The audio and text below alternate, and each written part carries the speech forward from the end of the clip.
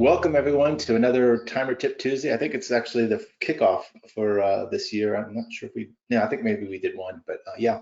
So 2024, we're getting going with Timer Tip Tuesdays, and today we're going to be really focusing in on a new interface that we built between the platform of RunSignup and RaceResult.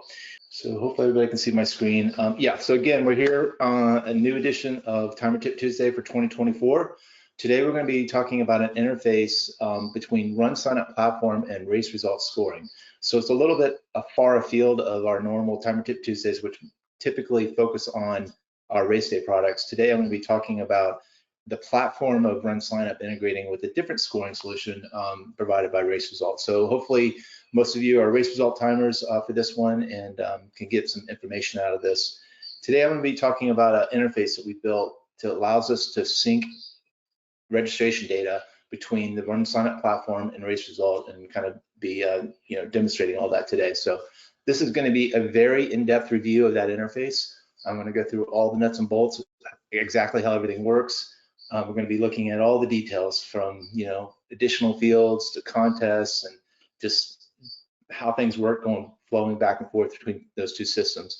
So hopefully as I go through all this information, and then I'm going to actually do a live demo between those two things, I hope to be able to cover most of your questions about everything that could happen in all the different scenarios that you would have in terms of handling your registration data between scoring of RaceResult and RunSignup. So I'd ask today if you could just kind of hold your questions to the end. We'll have some time at the end for you to type in your questions, and hopefully most of the stuff I've covered, because again, this is going to be a pretty in-depth review of the interface. So I want to just start out right from the beginning and make this very clear.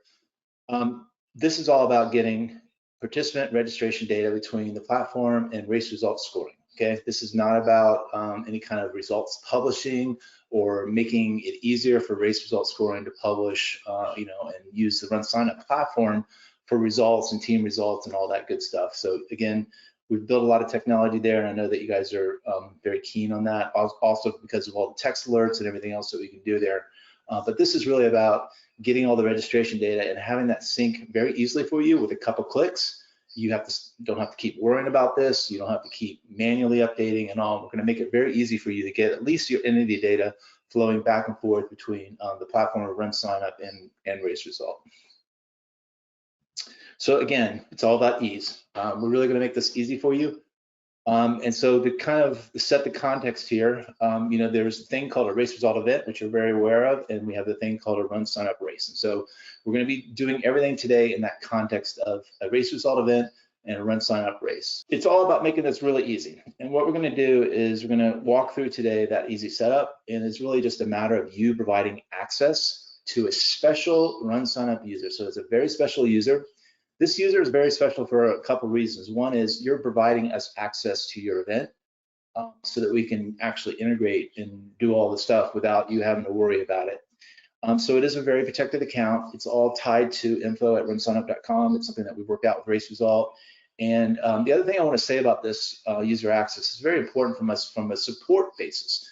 So one of the things that we can do is, as you're working through the next month or so and trying this out, we'll be able to look at things on our end and see some things maybe that will help us figure out what's going on. So it's important for not only for us to, have this easy setup for you and you don't have to think about it, but the other is actually that we can support you. And that's what's going to be happening with this special account. The second thing that we'll be seeing today is that we're going to be setting it up with what's called a webhook. And this allows us to get events actually from RaceResult. So when you're making changes in RaceResult, we're actually getting events fired to us. And that way you can be making changes in RaceResult and all that syncing back to RunSignup. And we'll be looking at that in depth today. So it's real easy setup on the RaceResult part. On the RunSignup part, it's going to be a dashboard area under our race day tools area. And it'll be a really one-click setup in there. You'll be seeing that today. You're just enabling us for this event to be able to sync to RaceResult. And you're going to be able to choose which events. So it's, again, selectively, you can choose only these events that I want the data to go to RaceResult. So a very easy setup, and we'll be walking through that today. So the first part, again, what I'm going to do today is I'm going to just go through the material. You'll have this material to look at, and also we have a document that's on the dashboard page that you can look at And then I'm going to actually demonstrate it so you can actually see it all being worked and live and see how it would actually, what the process would look like from you as a timer. So we'll be doing both today, but I first want to kind of just walk through the material. So the access rights, like I said, it's going to be under this special area under race result called access rights. And you're going to come in, you're going to type in RunSignup Incorporated, that's a special user, and say okay, and that's going to give us rights to access that event so we can sync data.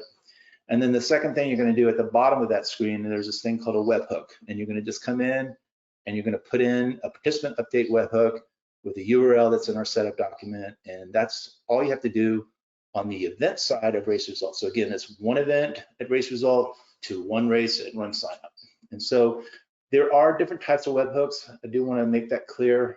We don't need to worry about the other type, which is called like an ad. It actually works with just the update, and we will get all the ads, and I'll be demonstrating that later today. When you're making new users, you don't have to do anything. It all comes back to RunSignup. So on the RunSignup side, again, it's a very easy setup. You're going to have this new area. It's going to be under Race Day Tools. There's a new area called External Partners, and underneath External Partners will be Race Result, and you'll be able to set that up. And you'll come in, and we have a setup document there that has all this information also in it, and kind of gives you a little bit more information, FAQ about the interface and how it works. So definitely want to click on that document and kind of review that as you get started on this next week. So you'll come in, and when the screen has been enabled, you'll be taking your race result event ID, and you'll be putting it and associating that race result event with this RunSignup race by giving us that event ID right off of your race result scoring system. And then you will selectively decide which events that you want to sync data to. So it'll be, give us their ID, and then tell us which events you want us to send the data down to. Very easy setup.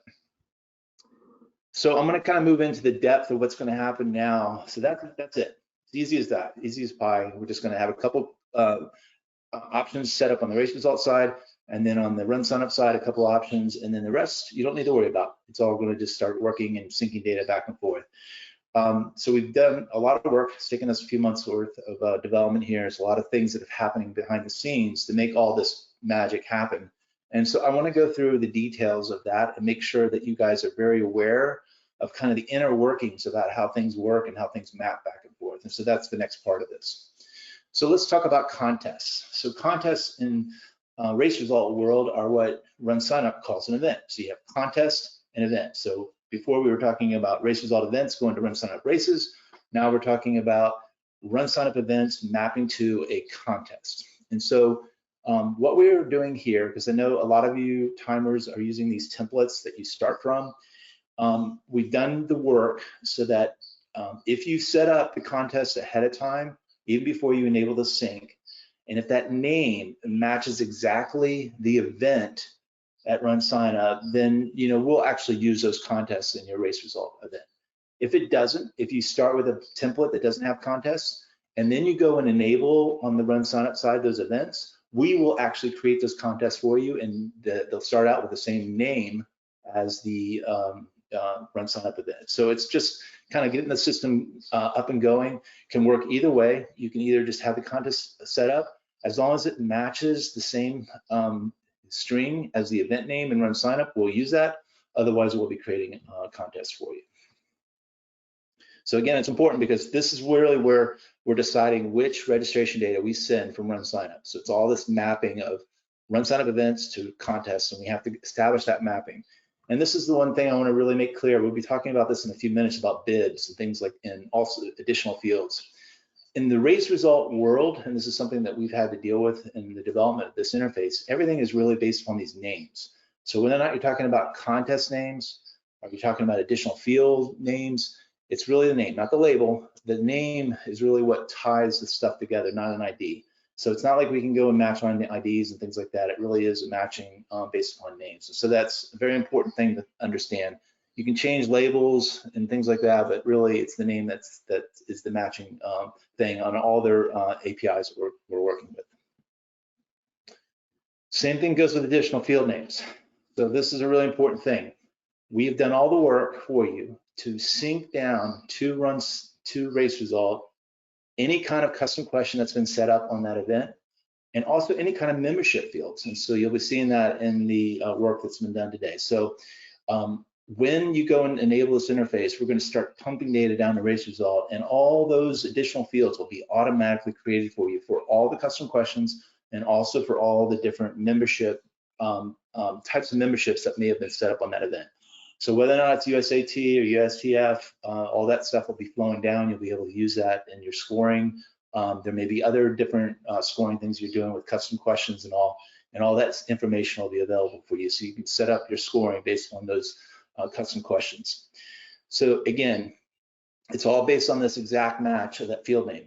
So if you have templates that you've already set up and you want us to, try to automatically match that, it will work, but the custom question name on the RunSignup side would have to match it. Otherwise, we're going to be creating new fields because we don't want to be stepping on something that we don't understand. So it really is important to understand that we're going to match on those names, but it's really important for you also to know that once you set up that interface, you can actually change the mapping. So we can say that, and I'll be demonstrating this in a minute, that RunSignup calls it A, but in race result, I want to call it B, and we'll allow you to change that mapping. And then once we've established the communication, we have those IDs in place, then we can start playing around with maybe changing that mapping. But the initial kind of setup is going to be based on us sending those names down. And if we don't find anything by the same name, we'll be creating our own fields, and then the ID is established based on those new fields that we've created. So I'm going to be demonstrating all this in a minute, and so hopefully questions and we can kind of get to that part will be clear as we get into that. So there are options for changing it. We've actually given you two options to change those field names. You can actually go to our page and just manage the mapping there, and I'll be demonstrating that. You can just change the field name here, and then it all just kind of happens. Or if you go and change it in race result in the additional field area, on the next sync cycle, we'll actually update our side. So once those fields are established, those IDs, if you go and change it on the race result side, on the next sync cycle, we will detect that you've changed it and we'll update our side. So there's two options. You can change it from either side, but it really has to be established first in terms of those additional fields. So one of the things I did want to call out here, and I know you guys are race result timers, so you're pretty well aware of this, that again, we're talking about these names, we're not talking about labels. And the names are very special in that sense that the only race result only allows you to type in characters and numbers, no spaces, no extra kind of formatting and stuff in those field names. And so when you're doing the mapping on our side, we're going to kind of have that same rule and only allow you to type in characters and numbers. So the other option is, like I said, you can go and change it on the race result side and just change the names there. And then on the next sync cycle, we'll pick up those name changes as you make changes. And then again, I'll be talking about labels now. So when it comes to labels, we will never update your labels. So whatever labels you've set up on the race result side, we will never touch those. We will never change those. But I will say the following, and that is, if you go into our side and you start changing our names, we're assuming that you're kind of setting up that mapping, that initial mapping, and we will default in the label to be coming from RunSignup's label at that moment. So it's kind of like when we're creating stuff, we're going to use the default and it's going to come from RunSignup. So RunSignup has both the same concept. They have names and labels. So when we're creating those additional fields, we'll be putting those labels in for you. But once we put them in, if you want to make changes, then we won't overwrite that anymore. And then the other thing, like I said, is if you go and make that change on our side to change the field mapping, we'll kind of default that in, and then you can just change the label after we do that. And we'll be looking at that in a few minutes here. But it's important to understand kind of the initial push is all about taking what's in RunSignup, getting all your additional fields in there based on whatever they've established, and then we won't touch anything after that point in terms of labels, and you can adjust it as you need. And that's probably the most common workflow. So there is a very special field, and you will not be able to mess with this. It's what we call our registration ID on the RunSignup side. And this will be an additional field that will be created on events that you set up this interface on. And you'll be able to actually use this because it's a really quick shortcut. If you're looking at something and you just really want to have a really quick shortcut to go to RunSignup and look at the record on RunSignup, that is your registration ID. And we'll be showing you in a minute how easy it is to just take that ID, throw it into a window and go look at data on RunSignup. So it's something that is a new field that will be available on all your records and will help you quickly find the information on the RunSignup side. So let's talk about bib numbers. So as you all are aware, in Race Result really doesn't have a system where there's like an identifier that's outside of the bib number. The bib number really is the record ID, okay? It's a unique field, and it has to be something that's established across that entire race result event, and it can't be, you can't have a contest, a half marathon and a 5K sharing the same bib for the same person on 2 different days, okay? So this is a very important consideration once you start enabling this interface, because that bib number is a unique identifier for race result. If you have race directors that are setting up and trying to reuse bibs across events on different days of a weekend, you will be very careful about selectively syncing registration data for different events to from the same RunSignup race to different race result events, and you'll need to be very careful about that. The reason why is because if your race director is assigning that same bib, the last record wins. What that means is that if you have a participant that's doing both a 5K and a half marathon, the record that will actually show up on the race result side will be whatever the last record is that we synced. And so that's overlays that bib. So you definitely want to work with your race directors, have a strategy for how you're going to be managing bibs. And I'll be talking about that in a minute, a little bit more. It really is something to understand that it really needs to be unique across the entire RunSignup race, across all the events. If you're going to be syncing it all to the same race result event, if you're going to be very careful about selectively syncing certain RunSignup events to different race result events, then you'll be okay.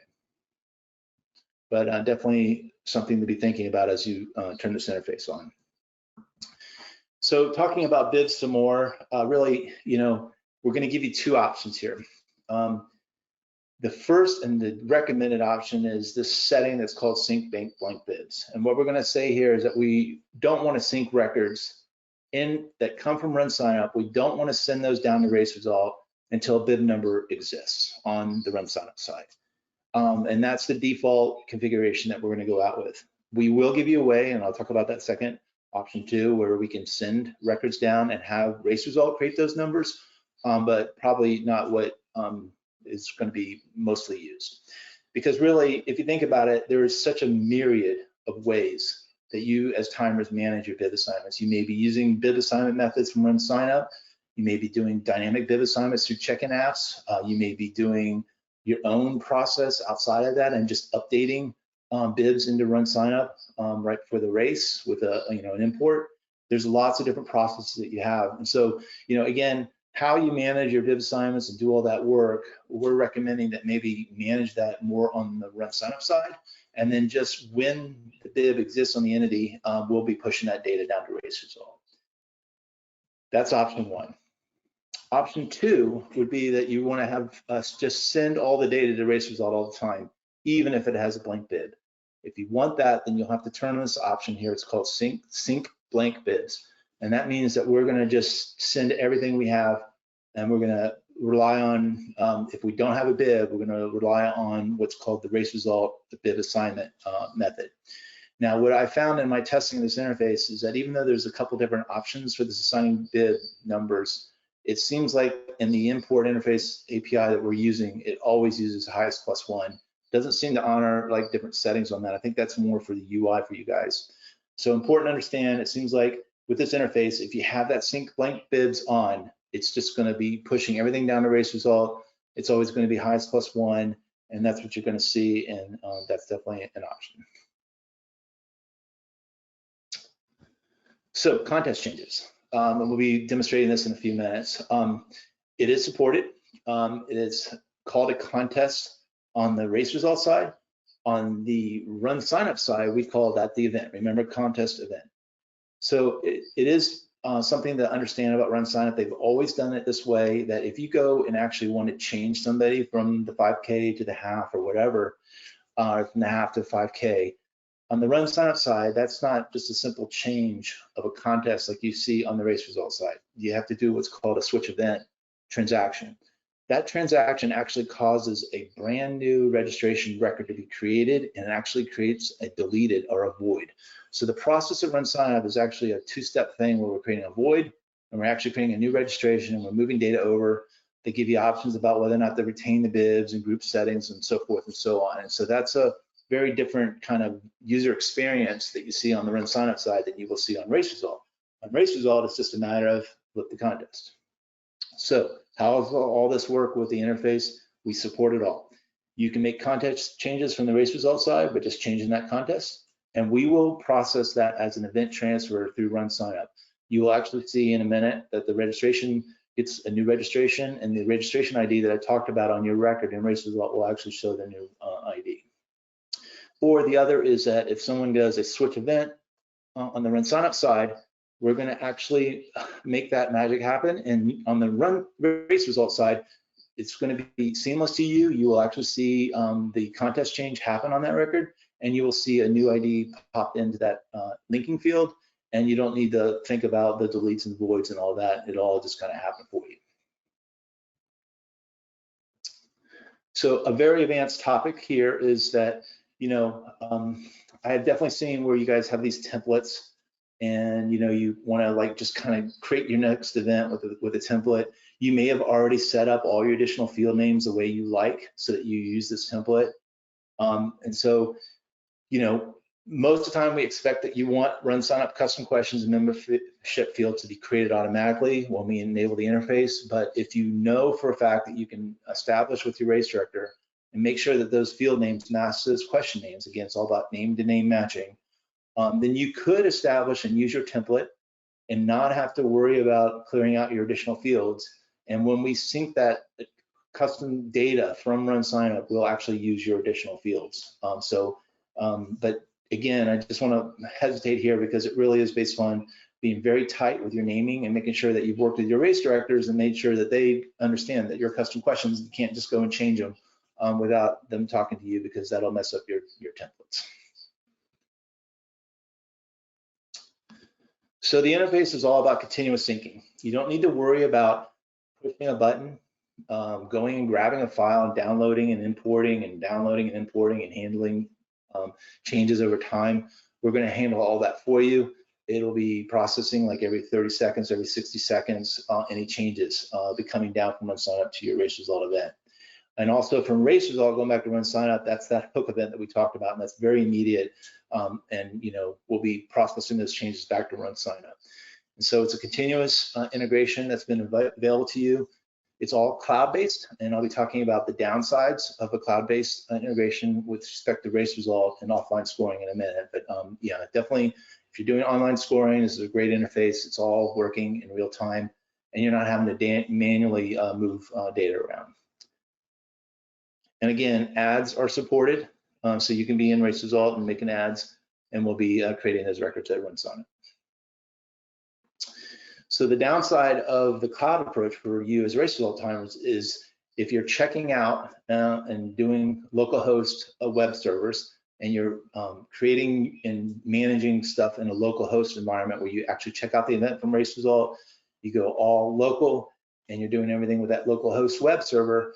Unfortunately, the webhook is actually still being called, but there's not enough information for us. It just tells us that an ID. Doesn't tell us the information that's changed. And in our testing, what we found is that when you go to check that event back into RaceResult when you're done, even though you've told RaceResult that you've made changes to 5 records, they're not actually calling and firing a webhooks event to us for those changed records. So even though when you check it back in, they know that you've made some changes, they're not actually sending the webhooks events to us, so we don't know that things have changed.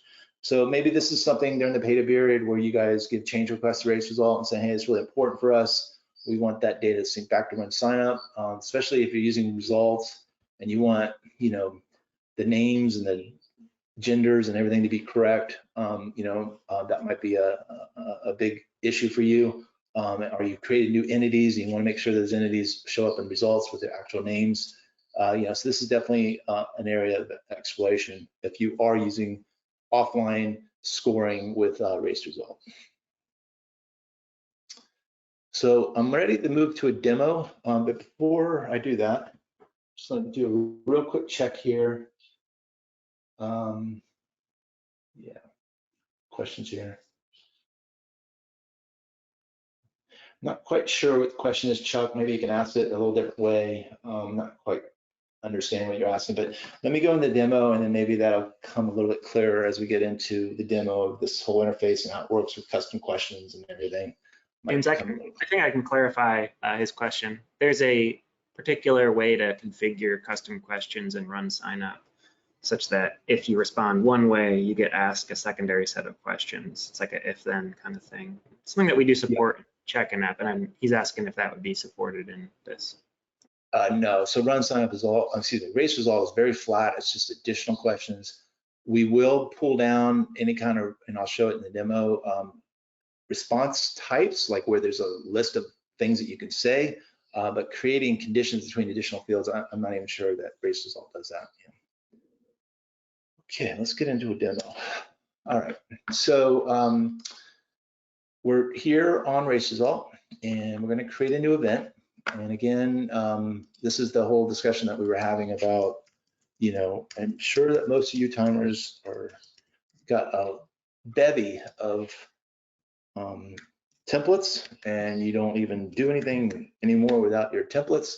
And you're using copies of everything that you're doing from all your things. So, you know, that's definitely an area to kind of explore as you think about the process with this, is those templates and how you might have established things.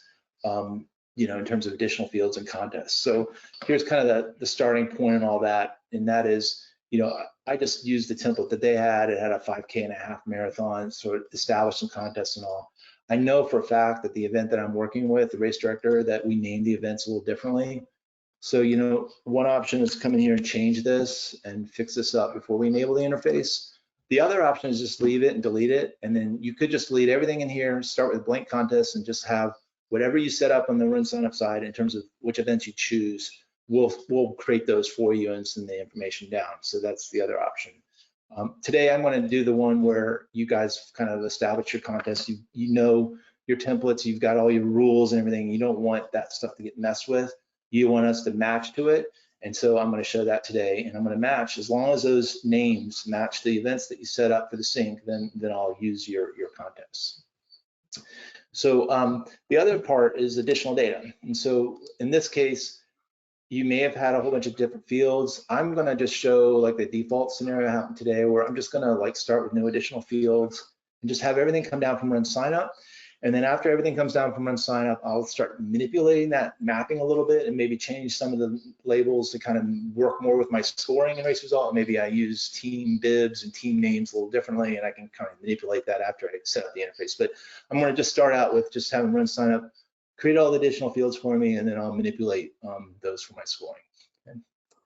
So the setup is a two-click setup. We're going to first set up the race result side, and that's important to know here. You always want to set up race result first, and then go to RunSignup and set up. But you first need to give us access. If you go to RunSignup and start setting stuff up there and we don't have access, then we'll just error out and we won't be able to do what we need to do. So two things you got to do is you'll come on and you'll say, yes, I allow this special user from RunSignup to have access to my event. And so the default permissions is what we set for now. Maybe later this might get tightened up where you can start turning off things like timing and tools and stuff. But for now, I've just been using the default testing in all of our testing. Definitely gives us access to the event to look at it if we're having any issues and stuff. Seems to be working pretty well. I'm going to create a webhook. Okay, again, you don't want to do new. We'll get any ads through the participant updated. We just need one webhook, and that's the webhook. On the interface, when you're setting up on the RunSignup side, you're going to be going under Race Day Tools, External Partners, Race Result. That's where you're going to find all of the information on the RunSignup side. There is a setup document, and this document is going to give you a lot of information, FAQ about the interface. It just helps you remember things if you come back to it later. But in this setup document, there is a link.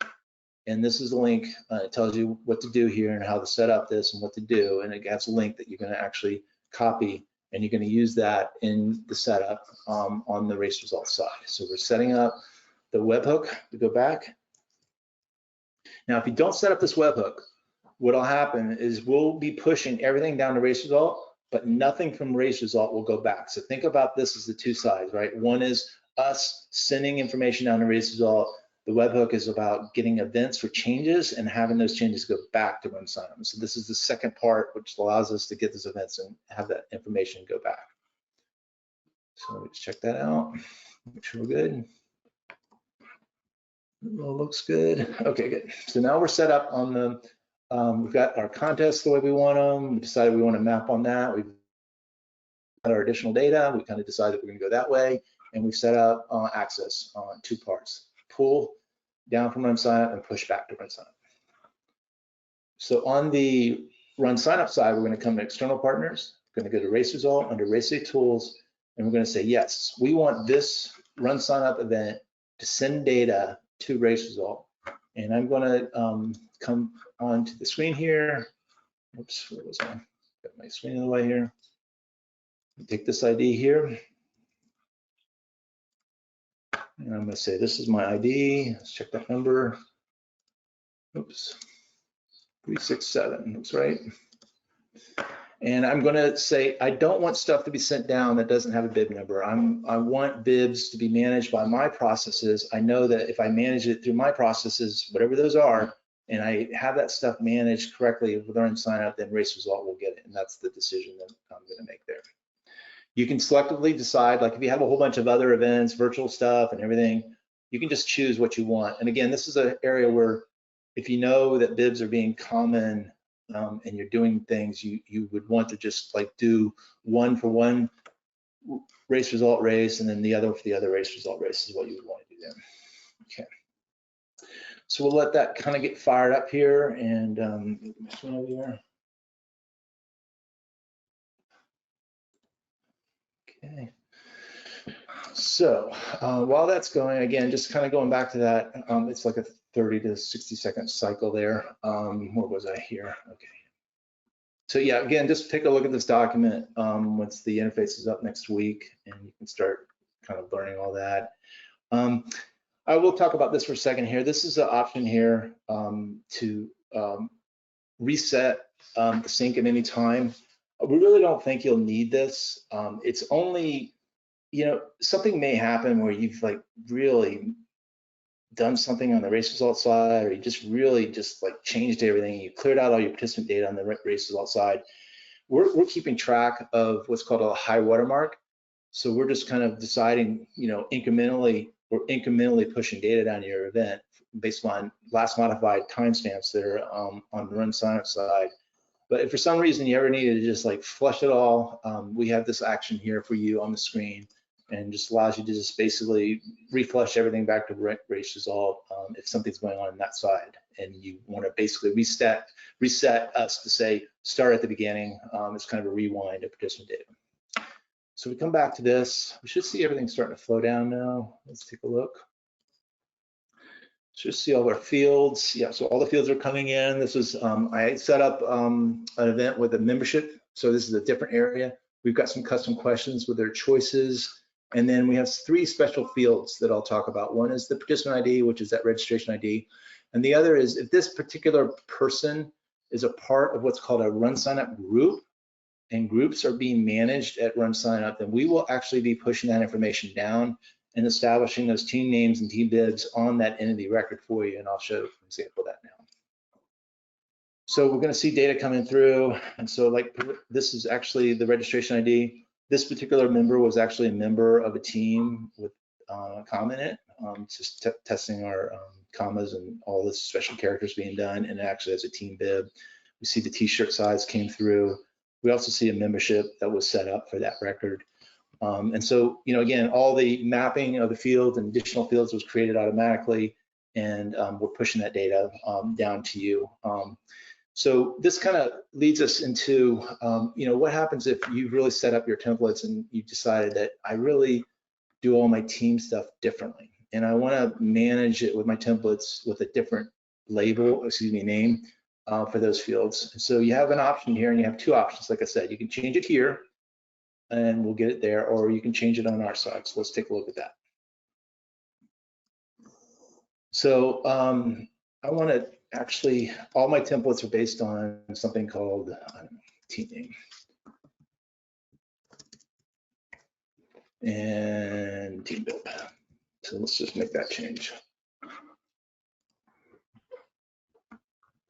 So we come back to erase result now, and I go to my additional fields. Yep, their screen requires a refresh for some reason on that particular area. So we see those fields have changed. And like I said, this is the one time we'll change the labels. If you do the mapping from our side, we're assuming that you really are just changing everything. We're just going to default the label in and do that. But again, you can make changes to labels if you like to have spaces in it. You can't put spaces in the names and stuff, or you want to do different things. That's all supported. From that point on, in all the sync cycles, we won't touch those labels anymore at that point for any additional fields. You can change this label, whatever. And we're going to just kind of not mess with that anymore. But if you were to take a change to this and make a change to, again, I changed it down the RunSignup side, but you really wanted this to change and you just want to do it from this side, that's also supported. And I'll just wait a few minutes for another sync cycle to go. So it's really on the sync cycle that we pick up those changes, and we'll map that back to our side. So let's go through some ads. So let's do that. So I'm going to go back to my race. I'm not set up for payment processing right now, so I can't really do it on the web, but I will just do a simple import paper entry so you can kind of see stuff goes. Okay. So we'll start out with test and 5 and female 1980, and let's do test and sign up. So this is the incremental changes going down to race result. Now, if I were to not put a bib number in, hopefully you guys remember on that sync interface, if I don't have a bib number and I just imported this, nothing's going to show up in race result, because right now I'm assuming that you don't want records showing up until those unique bib numbers can really be established, because otherwise, if I don't do that, remember what happens on the race result side, it'll be grabbing the highest number. So if I left that, if I had that setting set the other way, it would be assigning that person to bib 35, which is maybe not what you want. So I'm gonna go ahead and just assign a number here. So I'm actually gonna do 45, because I know that's what the number is gonna be, and get that going there. So at the same time, I could be coming over here and I could be making changes here. So I'm going to actually assign a number. In this case, I know 35 is available, and so I'm going to do that.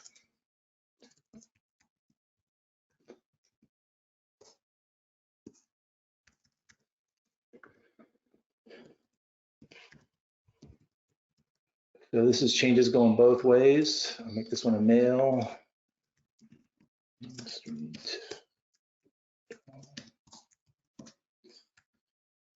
One thing I will say here, be very careful about some of these fields like state. This is a good point to make about this interface. It's not like you're on this screen here and you're making a change that you can get a call back and know exactly. So some edits will fail at RunSignup, and we get alerts in our queue about it, but you wouldn't actually see anything on the screen. For instance, during our testing, we found that if you typed in an incorrect state code, that actually would fail to add to RunSignup, and you will get no feedback about that on the screen, because again, it's kind of a cloud-based system. Difficult to see that kind of come through. So sometimes there may be problems with this where you've made changes and not seen it appear at RunSignup. It might just be that some field edit is causing a problem. Now, another thing about this ads from the side is that if you don't give us a contest, again, there's no way for us to create a record at RunSignup for an event if you don't tell us. And so records that you add without a contest are basically no op events to us. We won't do anything. But if you did put it in a contest, then we would process it. So let's go ahead and have that go. And by the way, I think we can see that other record came back. So there's my add 45. That was the RunSignup one. Came down with an extra large, and we saw that kind of flowing down during that while I was doing the other work during that sync cycle. And then on the ad coming the other way, let's see what we have here. Coming back, that was the 35 and the 13.1. We come in, we edit the registration, we should see some of the data in there showing, so the stuff's flowing back. The bib number was assigned. In this case, the bib number was assigned from race result. You guys knew what the available number was and you did it and it flew back. And therefore, when you start pushing results and all that, the participants there, they're going to show in results, they're going to show with the right information. And so the bidirectional interface is very important for that. Kind of gives you a way to add things manually in race result and have that just automatically appearing in RunSignup so that you can kind of do that work. So ads work both ways. We talked about the add no bib and add bib later scenario, which can also be done. So records could be coming in the registration from the web and just, they're just registering all the way up to, the race time. And then, someone behind the scenes is assigning those bibs. And when those bibs are signed, it would flow down to race result. Okay, so the other thing to talk about here is contest changes. So let's go ahead and do one of those. And we'll kind of see how that goes. So we're going to focus in on a contest change now. We're going to focus in on this person here. So right now they have a registration at RunSignup ending in 8.8, and they're in the 13.1. Let's see what happens when we do that. So we're going to switch events. We're going to change it to 5K. I want to keep the bib number on, and I also want to keep them in the group and transfer that registration. So now we got a number 806, and so in a minute we'll see how that flows down and processes through the sync cycle. This is actually in the next sync cycle will be a delete followed by an actual add for us, and so we should see all that happen at race result side. Let's take a look. It's about done.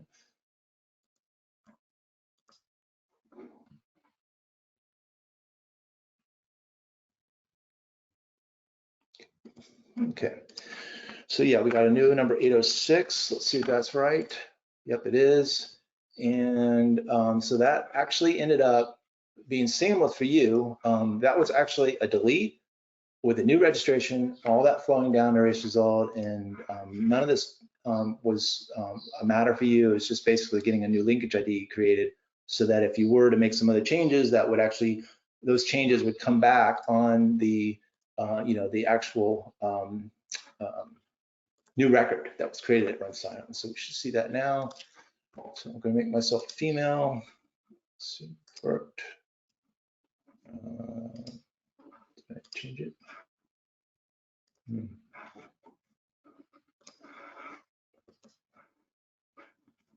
I'm not sure what happened there. Maybe it's a race result. Okay.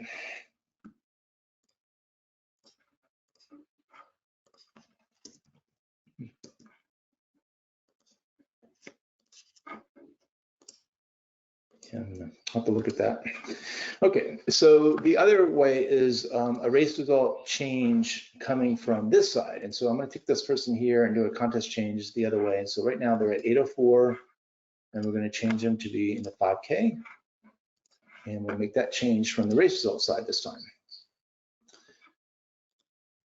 Okay, so we should see that actually changed to 807. And then on this side, we have a new registration created for that user at 807. Okay, and they were moved to the 5K.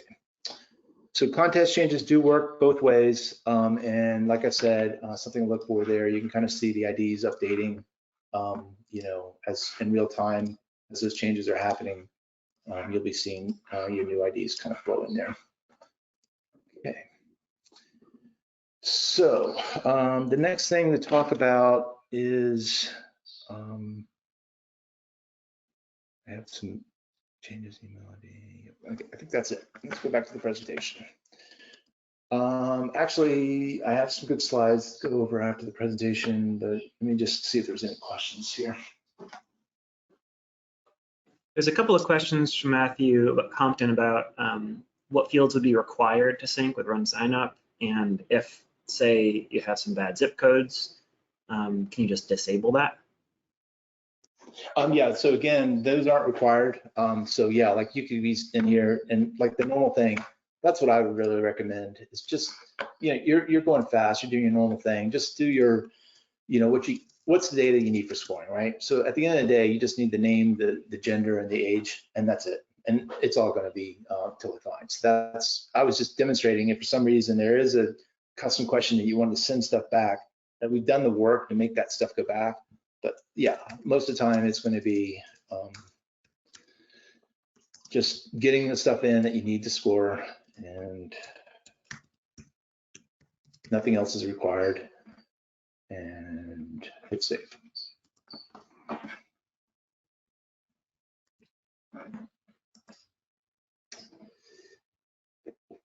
Oh, I didn't do a contest. Remember the contest, very important. I do that a lot in testing. Without a contest, we are going to be a no-op. There we go, 808. Yeah. So nothing really required. Just do what you need for scoring. Okay, well, changes, yeah, so everything is an event transfer, Mike. So yeah, everything we're doing is through RunSignup's APIs, that the same as if you were on the screen doing a manage event switch. Well, I gotta go to a different record because that's in the 15-minute window. But yeah, those are being logged as basically what's called at RunSignup an event transfer, and so those would be logged. Yeah.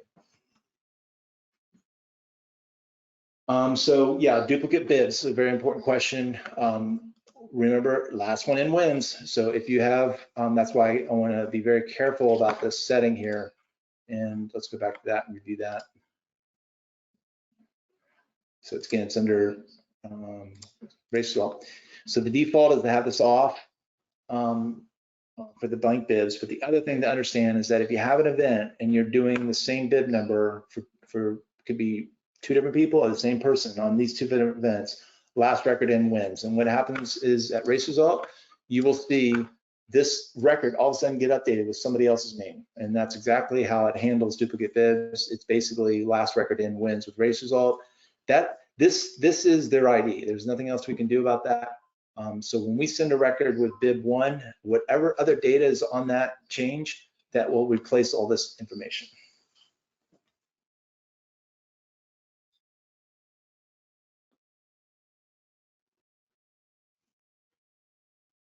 Yeah.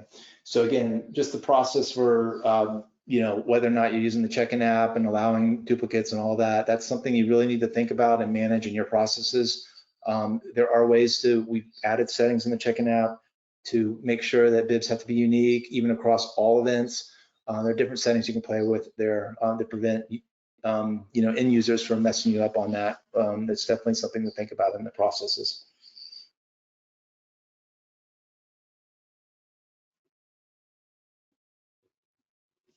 Okay, yeah, so again, participant wears the wrong bib, not a problem. You just come in here and you would need to change that bib. I'm not sure, I'm not a race result timer. Maybe Chris can kind of chime in. He's our timer on staff that's a race result timer. Do you typically just go and change the personal data for that bib and then that's what you do if it's a different person? Because the record is the bib number. I would imagine you would just be updating your name here, and then of course that'll flow back to RunSignup.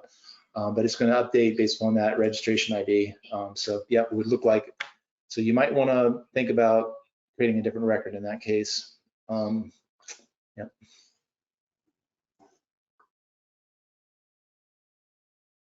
Oh, okay, there's a swap function. Okay. Yeah.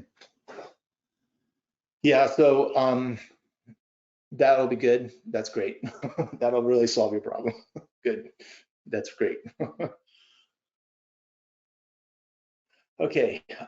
Anything else, Avery, you see that we need to call out here? No, I don't think so. Yeah. Seems like we addressed everything. If I don't know, we're going into beta this next week. We're going into the conference. We'll be out there playing with it a lot with all the timers. So, it'll be interesting to hear their stories about how they handle bid management, and hopefully we'll hear a lot about whether or not they actually if we want this on or off, and some of the other stories we'll get. So yeah, we're starting the beta process now. Let's kind of talk about that. So our process, we've been doing a lot of testing this month. We feel pretty confident now that we've got all the different use cases that we can think of. The one use case I did want to call out, and it's kind of covered in the FAQ. There's two things I want to really call out. And one is the offline. That's something to really understand, is that right now, those changes aren't going back, and that's something. You can on your dashboard see how things are syncing and when that last sync happened. So we see here at 17:47 GMT, we're 5 hours off of that, was the last sync for this event. The one thing I did want to, again, as we look at all the things that we've done and maybe things that have to be thought about in the future, if you go and you add a new record or you try to add somebody to a team, totally fine. It's all going to work for your scoring. You're going to get through your race. You can put the team name in there, team bib, get that additional field in there the way you need it for your templates, and all that works. What will not happen, that's the key thing I want to clarify here, is that we're not going to be automatically managing groups that RunSignup from race result, because there really isn't the concept of groups and all that in race result. So we're not going to be adding people to teams and all that at RunSignup magically for you. So if you really need to kind of do that stuff, then I would recommend that you do it at RunSignup, and then it'll all flow down, and then your templates will work. But if you make changes here on this side, it'll be local for your scoring. If you make changes at RunSignup, of course, all that stuff will come down, but we will not be automatically creating groups. One, we won't make groups, and we also won't be adding and removing people from groups. So that's a caveat. Okay, so we will be at the Timers Conference next week. We'll be demonstrating this all. It'll be live in beta later this week, and we'll be going into next week with it in beta. I foresee a beta period for a while, just kind of working through with Timers as they use the interface, and kind of that will be the process. And that's kind of what we're going to go with in terms of a schedule. Like I said, we've done a lot of testing. The only caveats were what we talked about with the offline events, and then again, I'll be talking to people at Race Result next week. Maybe they'll tell me a little bit more about what they could do in that. And then the second is the group management and team management. Okay.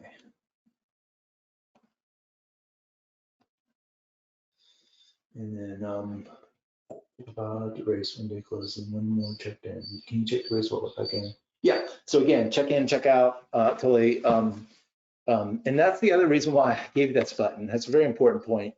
I gave you this button for lots of reasons. One is I don't know what I don't know, and so that would be a really good example of just like, I need stuff to reset back because I was offline, going back online, and maybe you had some changes happening, that you were managing in terms of bid management. You just kind of want to flush all that stuff back down and get it because you were offline and you check back in and stuff. That might be a good reason for that.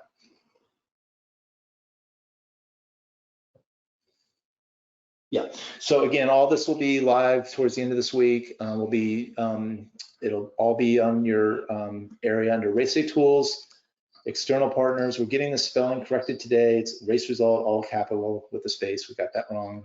It's one of our last changes that we're making. And yeah, it'll be available later this week.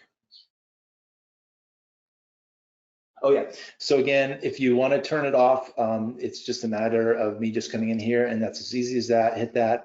When I did that, it's completely disabled the interface, and we're stopped syncing at that point. So it's literally just a one-click on-off switch on the RunSignup side, and that's how you enable and disable the interface.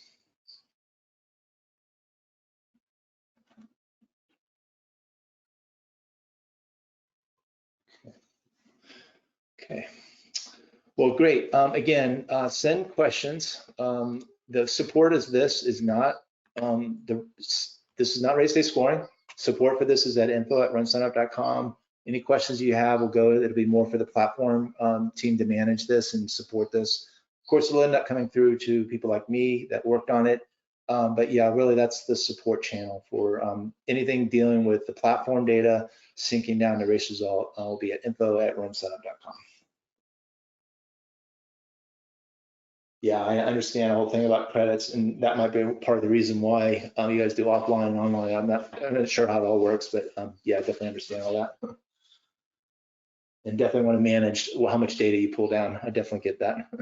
So yeah, we'll try to give you a very targeted interface, so you can kind of choose which ones to sync and then turn it on and off as you go. Okay. Avery, did you see anything else that I need to go over back and go talk about? I don't think so. I think we got everything covered. Yeah, John, feel free to reach out, info@RunSignup, if you are interested in becoming a beta tester. We've got a list of people who are interested that I'll be following up with once this is available. So go ahead and put your name in there. Thanks again. I really appreciate everybody's time today. It's definitely been a journey. I know Chris is a race result timer, and he talks a lot about your journey with this. So I know hopefully this will make it a little bit easier for you to manage your data on race week and race day, and this will make your life a little bit easier. Again, we appreciate the work that Race Results done with us, and we're definitely a partner with them. We hope that you continue to use us for the results platform. And, I know that that's something that you still have to kind of work through. I don't really see that changing in terms of this work that we've done. We're really just trying to make sure that we get the data down easily for you, and then hopefully your processes are in place for dealing with the results. Yep. Thanks very much, and I hope to see a few of you next week, maybe in the conference. And if not, yeah, we'll be getting this live, and we'll be working through this with you, and hopefully it'll work for you well. Thank you. Hey, thanks for watching that video. If you want to click the thumbs up button, you can do that and like the video, and also subscribe to the channel. That way you can see more tips that we have for you and get to know our developers and other people at the company. And see how my forearms are progressing as I enter fatherhood. So riveting stuff. You're going to want to subscribe.